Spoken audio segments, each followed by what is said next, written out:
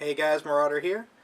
You guys may not know this, but we had quite a blizzard last night, and I've been spending all day snow blowing my way out. So, to relax, I thought I would go through and show you guys my Nintendo DS collection. I've had a DS since they came out, and I still have the big clunky one, along with a DS Lite and a DSi. So, just thought I'd go through my games and talk a little bit about each one and kind of relax after all the snow blowing I've been doing. Anyway, let's get going. The first game is Castlevania: The Dawn of Sorrow, or Dawn of Sorrow. This was one of the first games I remember getting for my DS, and I really enjoy this one. It was one of the first titles I thought that had a very... It was the first one that didn't have a gimmick to it, like the touch controls, you could break ice, or when you defeated a boss you had to draw a symbol, and it just seemed like it kind of fit, like it wasn't there just to be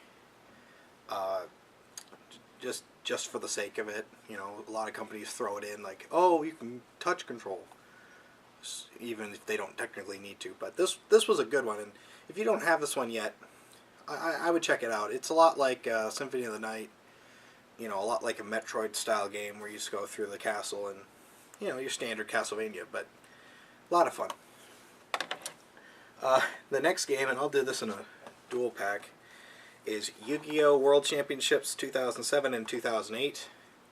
They're okay. I had a lot of friends at the time that had these, and we would build decks and play, and it was just a lot of fun to, not have to go out and buy booster packs every 5 seconds, but, I wouldn't suggest these as they're kind of out of date now.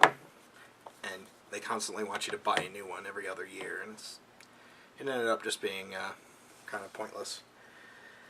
The next game, Scribblenauts. I love this game, and I know a lot of people said that it didn't match up to its potential, and it's basically just a puzzle game, but what more do you want? The amount of things you can do in this game are just hilarious. I love going into the demo scene, which is just an area that you can play around in, creating zombies and Spartan warriors and putting a wall up and then just removing the wall and watching them go at each other. It's a blast to play, and a lot of fun. So I recommend this. I know a lot of people don't like it, but I really do. The next one, Star Fox Command. I have, I think, every Star Fox game. And this is by far my least favorite. Yeah, no, I'll stick with that. This is probably my least favorite. It has touch controls to, like, move the ship and aim, and that's all well and good, and I wouldn't mind that so much, except it's kind of like a turn-based strategy game where you fly around a map and get into fights, but then you only have a certain amount of time to defeat the enemy, otherwise the Great Fox, your command ship, gets destroyed, and it's just frustrating and kind of annoying. And I would have preferred the battles to take place without the timer, but you know, if you're a Star Fox fan, I'd pick it up. You might be able to look past it, unlike I couldn't. So it could be a lot of fun. Spectrobes. I bought this from a friend of mine a long time ago. He wanted to get the new one that had the updated cards in it. There's these little plastic cards that come with the game, and it has holes in it, so when you put it on the screen, you know where to touch and in what order to summon or create that particular monster. It's a pretty standard RPG. Nothing special per se. It's just something that I bought because he was like, I'll sell it to you for $10, and I was like, okay. And it's okay. Pretty, below, pretty average RPG. Nothing really special about it. New Super Mario Brothers. This game is way too easy. I beat it in one sitting, which is a little disappointing. I love the music, love the graphics. I love the controls. Everything's fine. It's just really, really easy. I don't know if it's just that I'm older now and I can play it better than I could than on the NES, or if the difficulty is just not up to par. But, you know, it is a Mario game, so you gotta have it. But, I don't know. I was expecting a little bit more of a challenge out of it. Oh, Castlevania and the Portrait of Ruin. Another fantastic Castlevania game. Plays a lot like Dawn of Sorrow. The gimmick in this one is you have two characters you control at one time, and that can be... It's a little difficult to get a hold of at first, but it's pretty simple, and they implement it really well, so there's no fear there. And yeah, I really enjoyed this one. I actually completed this one. I got the bad ending, but I still completed it, damn it. I'm not going back to do it again. But yeah, it's cool. The other thing is that they took out all the touch gimmicks. There's no more drawing symbols to defeat the bosses, and there's no more breaking ice with the touchscreen. It's all just strict D-pad and everything else. So it plays like Castlevania Symphony of the Night. So if you like that, you'll like this, and you have two characters. So that's also fun. Castlevania Order of Ecclesia. This is probably my least favorite of the three on the DS. And that's not at all bad. I love this game. I actually might like it more than Portrait of Ruin. So maybe it isn't my worst. I don't know. It's fun. The weird thing about it is it's all magic based. The character you play as is trying to stop another member of the Order of Ecclesia, which is an order that I think is designed to stop Dracula if he ever returns, but one of them becomes power hungry and disappears, so you play as a girl. By the way, I like that. I like playing as a girl it's different, because usually you're playing as Simon or Trevor Belmont or Alucard or a guy, and it's nice to have a little bit of a change up there. I mean, in Portrait of Ruin, your second character's a girl, but here you're always a girl, and I actually like that. It I don't know, makes it different. But yeah, everything's magic based, so you have to manage your magic meter. Every weapon you have is really just like a spell. So the sword, rather than having a physical sword, you have like a magic sword thing that comes out. Yeah, I mean, if you like Castlevania, pick it up. And again, there's no gimmicky touchscreens gimmicks. The other thing is, on those, they all have the map for the castles on the top screen while you're playing on the bottom screen, which is great, because in games like that, you have to know where you're going. And like in Symphony of the Night, you'd constantly be pushing start and going to your map and looking at it, but there you just kind of glance up and go, okay, now I gotta go up, now I gotta go right. It's perfect. Good fit with the DS. The next game, Metroid Prime Pinball. I bought this used, and it didn't come with the Rumble Pack, which is a little disappointing. It's pretty fun. I haven't played it much, but it's okay for what it is. It's a pinball game with Metroid in it, so it's pretty good. Next game, Super Dodgeball Brawlers. I love Super Dodgeball on the NES. I actually paid like $20 for it at the used game store just to get it back into my collection, and it's a blast to play. This one is...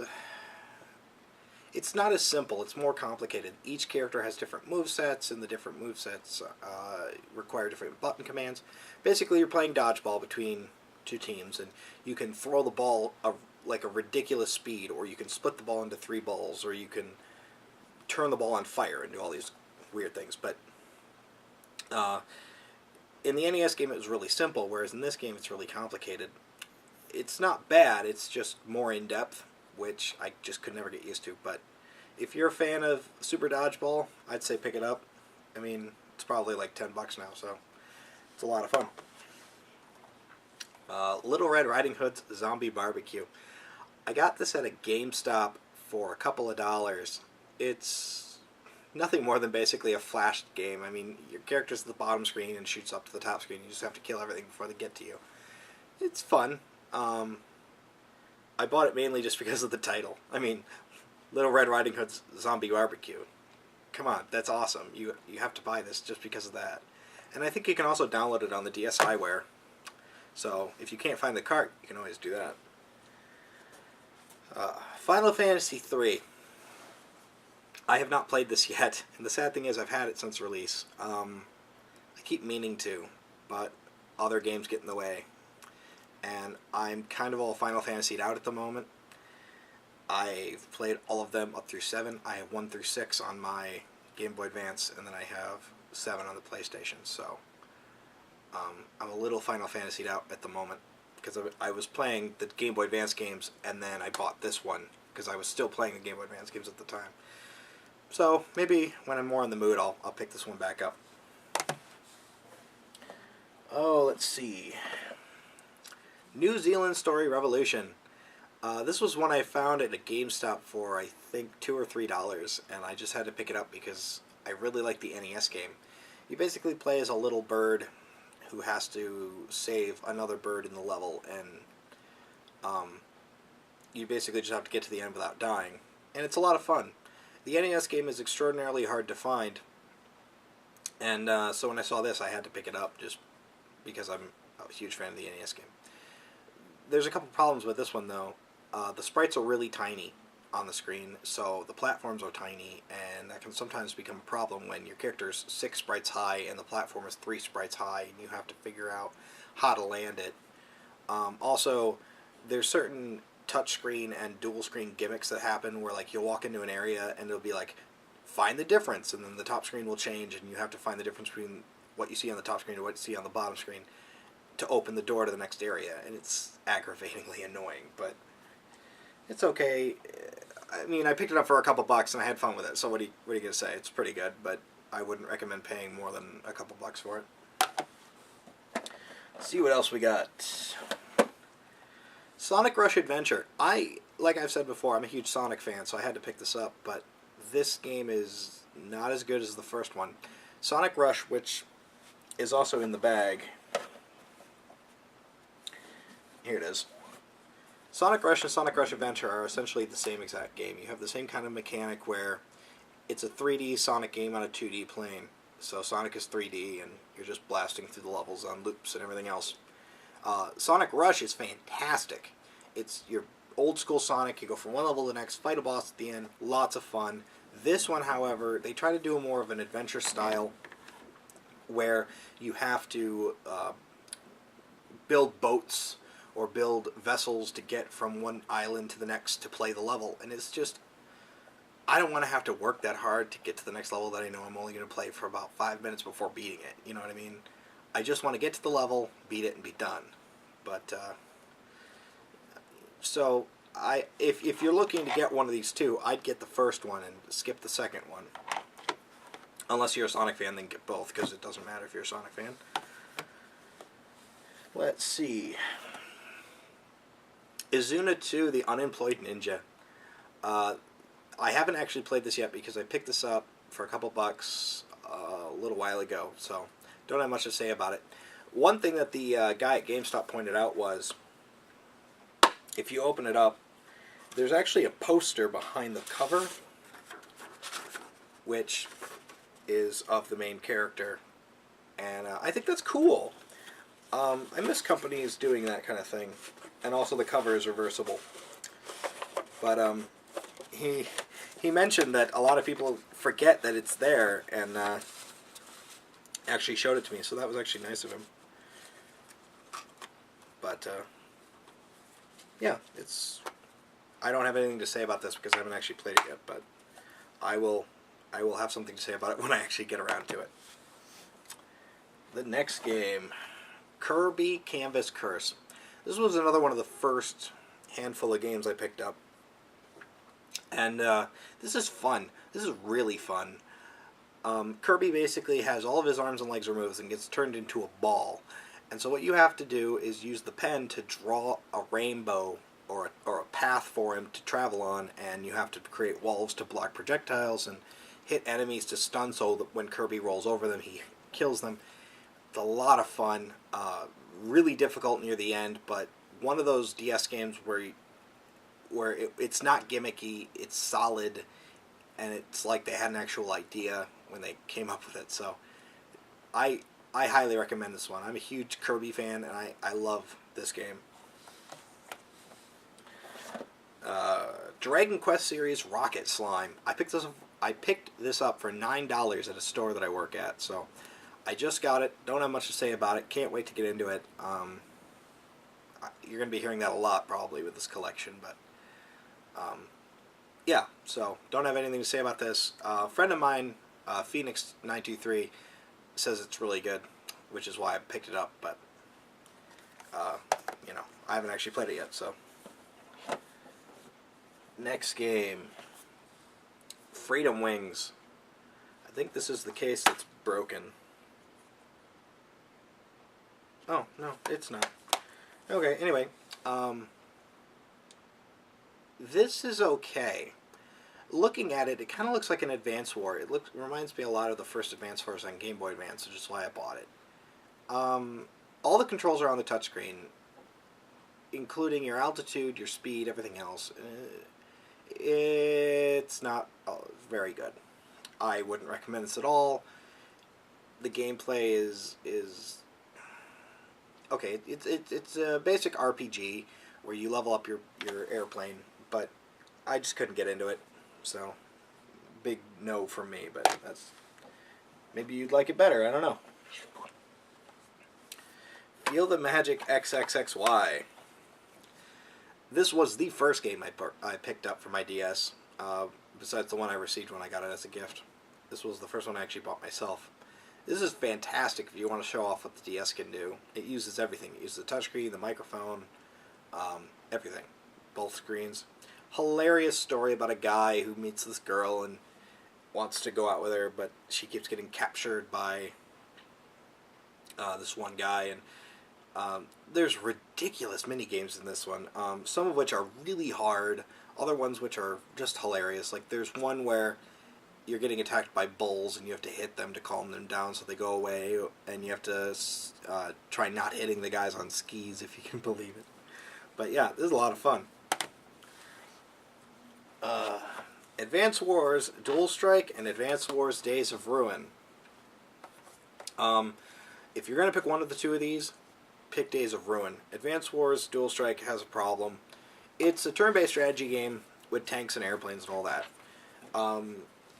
It's continued from the Game Boy Advance series of the same name. The problem with Dual Strike is you have two screens, which is a land battle and an air battle. And the problem comes in that you have to send units from the bottom screen to the top screen in order to defeat the enemies on that screen. But once you defeat the top screen, you can't bring them back down. They just sit up there and blow up after they run out of fuel, and it's annoying. I'm sitting there going, well, I have a bomber and an airplane, and then half the time I'm trying to focus on one and not the other, and it's annoying. This one, on the other hand, does away with that and goes to the more old school, just one screen. Everything's on one screen. The top screen is more your info screen. Shows units, name, health, fuel, all that stuff on the top screen. So, much better game. If I was to pick one of the two, this would be the one I'd pick. And I also I got this for $10 used, I think. And it's in prime condition. Didn't even have a save file on it. Whoever bought this must have purchased it and never played it, which is shocking to me because this game's amazing. Let's see, what's next? Bleach: The Blade of Fate. I'm a bit of a Bleach fan, and so I picked this up. Not a bad fighting game. It's, you know, you can have up to 4 people playing on one screen, and all of the special moves are also on the touchscreen, so if you don't want to do the whole button combination with the D-pad and the buttons to pull off like some kind of laser move, you can just hit the button and he does it. It's a lot of fun, especially if you have people who have the game and you link up. It's made by Treasure, which is why I picked it up. Treasure is an amazing developer who's made games like Gunstar Heroes and Ikaruga. So, huge fan of the company, so I picked this one up. Not disappointed at all. Fantastic game, lots of fun. The next game, Chrono Trigger. This is a great port of the Super Nintendo RPG, but the thing is, I already beat the Super Nintendo version, and so I have very little want to play this one. I bought it mainly just for collectability, because I was amazed they were actually re-releasing it. The menus are a little confusing in this one, but other than that, it's a straight port from the Super Nintendo version, so if you have ever wanted to play it, I say play it. It's fantastic. especially since it'll run you a lot cheaper than the Super Nintendo version. Next game, Super Mario 64 DS. I'm not a fan of Super Mario 64. I always found the camera to be a little bit of a problem, and I could never really get used to Mario in 3D at the time. Maybe if I played it now, I'd have a better or a different look on it, but this was really the first time actually playing it through, and this was the game that I got with my DS, so I played it a lot. I really, really liked this game. Even without the analog stick, I never found the controls to be a problem. It's a lot of fun. They still sell it. I mean, I can walk into my store and they still have it for $35. I mean, the price has not gone down on this, which blows my mind, but it's worth every penny. This is a lot of fun to play. And the multiplayer is not bad either, where your friends are all running around trying to find stars and beat each other. It's lots of fun with that one.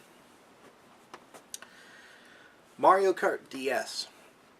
If you like Mario Kart, you'll like this. There's not much else to say. The drifting is a lot more necessary to know how to do in this one, where you have to rock the D-pad left and right in order to charge up your drift so you can speed up around corners, which they never really focused on too much in the other Mario games that I know of, but but this also has online play, which is fantastic. So if you're a fan, pick it up. I like it. Oh, let's see. Golden Sun Dark Dawn. I love this game, but of course I knew I would love this game the minute they announced it, because Golden Sun is one of my favorite series. Pick it up. It's a simple, straightforward RPG. There's very few bells and whistles or gimmicks. It's just a straight up RPG that's a lot of fun to play, and it's not overbearingly difficult.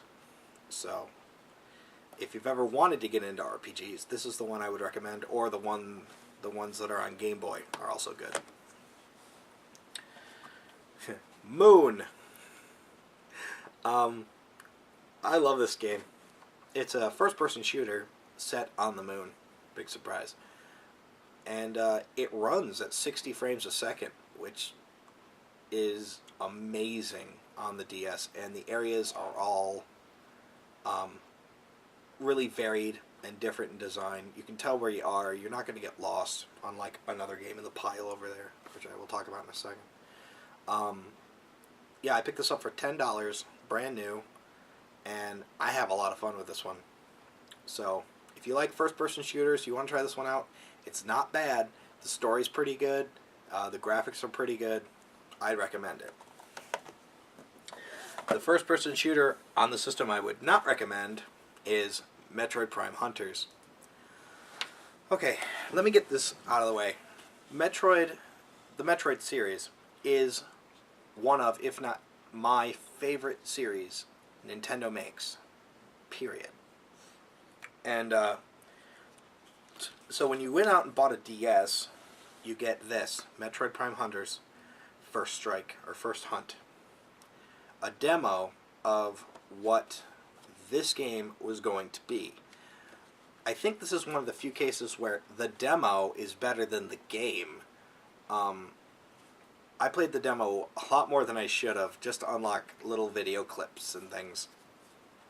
And it was one of the reasons I bought a DS. So, if that tells you anything about my love of Metroid.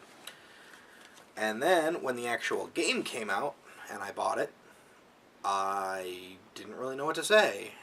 The levels are confusing. I got lost more times than I'd like to say. The map screen is almost completely pointless. The controls are cramp-inducing. They were cramp-inducing in the demo, but the thing was, it was a demo, so you weren't playing it for too long. You could get through an area in a couple of seconds, or a couple of minutes, and it didn't really wear on your hands as much as this one does. The areas, the textures are muddy. It's hard to tell where you are, where you need to go. And the controls are touchy. I don't know. There's very little good about this game. And I actually like the demo a lot better. Next game in the pile. Oh, what is it? Contra 4. This game is hard. Really hard. Unnecessarily difficult. Well, I'd hate to say that because it is Contra. It's a great homage to the original three, Contra, Super Contra, and Contra 3 Alien Wars on the Super Nintendo. All of which I beat, by the way, without cheating. This one, however, I can't beat. It's just too difficult. Things happen on the top screen, and you're on the bottom screen. You're not paying attention, and bullets fly everywhere. And I did like the end of the first level, though, where you get to the... if you've ever played the first Contra, you get to this like base, and the base has these guns and these guys jumping out of it. It's pretty simple to defeat if you know the pattern. This has the same base at the end, but after you blow it up, and it has the same pattern, but after you blow it up, it raises up to fill both screens. You then have to grab onto a helicopter to take out the top part as well as start taking out the bottom part. It was a great, like, hilarious homage where you're like, I beat it! And then the thing raises to the second screen and you're just like, oh crap! It's fun. It's hard. It is really hard. I don't know how else to say it. This is really, really difficult. But, yeah, it's... If you like Contra, you'll like it. It is... You know, it is Contra. It is, and it is meant to be difficult. But this is just unbelievably hard. Fun though. I have to admit it was fun. 9 hours, 9 persons, 9 doors. Everyone on the internet was talking about this and how great it was, and they weren't kidding. This is basically a interactive.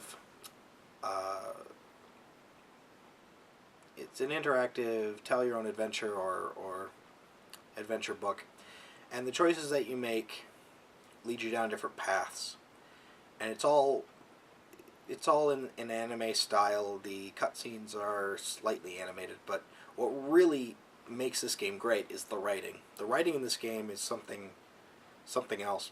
I really enjoyed this game. It's hard though. It's a puzzle. It's a puzzle game. Some of the puzzles are difficult and take a little bit of time to get through, but overall, I love this game and it's a lot of fun. So if you want a good story and you're into puzzles, if you like Professor Layton or Phoenix Wright kind of games, this, I would say, pick this up. I can't speak highly of this enough. This is fantastic. Oh, we're getting down to the end. Dragon Quest IX. I just got this for Christmas. I don't have anything to say about it because I haven't played it yet. So we'll come back to that. Phantasy Star Zero. Now, as I said in my PSP game review, I love Phantasy Star as a series. And I love Phantasy Star Portable. So when I saw that there was a Phantasy Star coming for the DS, I bought it day one. It's okay. It's got online play, that's good. And the graphics are good for the DS, and the controls are okay. But my biggest complaint, and the thing that breaks this game for me and makes it almost unplayable, is the combat system. The biggest thing about the combat system is there is a target icon that will appear on the enemy that you're going to hit. Now, in Phantasy Star Online or Phantasy Star Portable, if you swing and you're not locked onto the thing, you're still probably going to hit it. If your sword goes through it, you're going to hit it. In this game, you're not going to hit it. And that really becomes annoying, especially when you don't have an analog stick to really aim yourself properly, or as well as you could on in other versions. And you swing, you're not locked on, and it's just a miss entirely. And it's, I don't want to call it broken, but it's frustrating. So I can't really recommend this one. If you have a PSP, pick up either of those portable Phantasy Stars on the PSP, because those are a lot better than this. So yeah, I can't really recommend this, and that really hurts because I like the series. Last game, Sonic Classic Collection. I thought this would be great. All four, Sonic 1, 2, 3, and Sonic & Knuckles, all on one cart. You know, portable, on the go. Love Sonic the Hedgehog. Bought this first day. This is garbage. utter, total garbage. Basically, what they did was they designed a emulator for the DS, and then they put the ROMs on. They don't run fluidly. They don't run well. My biggest complaint is the backgrounds tend to strobe. Sonic 1 has that checkerboard background to everything in the first couple levels that are little, tan and brown squares, and they're all checkerboard everywhere, and it looked great. But in this game, since the frame rate doesn't keep up, once you get to top speed and you're going down a hill, it becomes nauseating. I think this was the only game I've ever played where I had to stop playing because I was getting physically ill from playing it. I can't recommend this at all. Play any other version. If you have a PlayStation 2 or a PlayStation 3 or 360, get the Sonic Genesis Collection or the Sonic Ultimate Genesis Collection, because they're better. This is crap, and I cannot believe they let this out the door. I mean, with Sonic Rush and Sonic Rush Adventure being, pretty solid games, Sonic Rush being an exceptional game, they come out with this, and it doesn't work. They should have rebuilt the games from the ground up for the DS so that they would run better, but instead they just design an emulator, and I can tell it's an emulator because of the way that the screen, there's this little strip, the last little line of pixels on the bottom of the screen, they're all different colors, and that happens on every emulator. It happens on the actual cart too, but you notice it on an emulator, and it has the same thing here. Also, what they did was, they didn't redesign... Okay, the DS's screen is not the same size as the TV that the system was designed to play it on. So, rather than redraw all the sprites, what they did was they squeezed them down. They shrank them. So, what ends up happening is coin boxes look weird, all the enemies look a little off, Sonic looks a little strange, and it doesn't... And the frame rate... It has a terrible frame rate.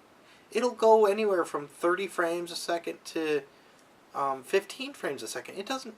This Sega Genesis games were able to run at 60 frames a second. That's what made Sonic so amazing. But this is just atrocious. This is terrible. Don't buy it.